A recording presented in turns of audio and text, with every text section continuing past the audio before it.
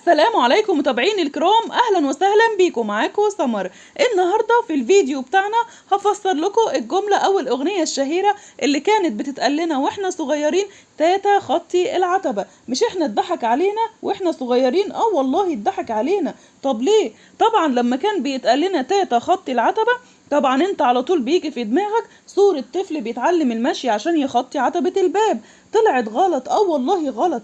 وده لان العتبة اللي في الجملة دي ما كانش ابدا مقصود بيها عتبة الباب. طب امال ايه؟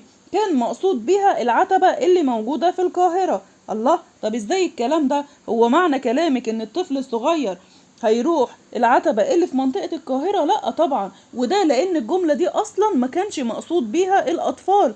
طب ازاي؟ تعالوا نشوف مع بعض. هنلاقي ان كلمة تاتا دي يا جماعة اصلا اسم شركة هندية. مصر استوردت منها زمان اتوبيسات وكان فيها خط بيروح العتبة، فكان اللي عايزين يركبوها بيسألوا وبيتقال لهم: اركبوا تاتا خط العتبة.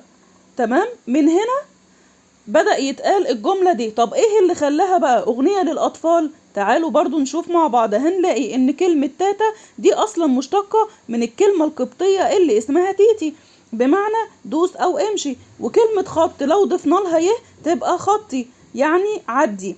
العتبة بقى في الجملة دي او الاغنية دي لما كانت بتتغنى لنا فعلا كان المقصود بيها عتبة الباب. فمن هنا اتجمعت كل الكلمات دي مع بعض وبقت تتقال لنا الاغنية الشهيرة تاتا خطي العتبة. بتمنى يكون الفيديو النهاردة عجبكم. مع السلامة.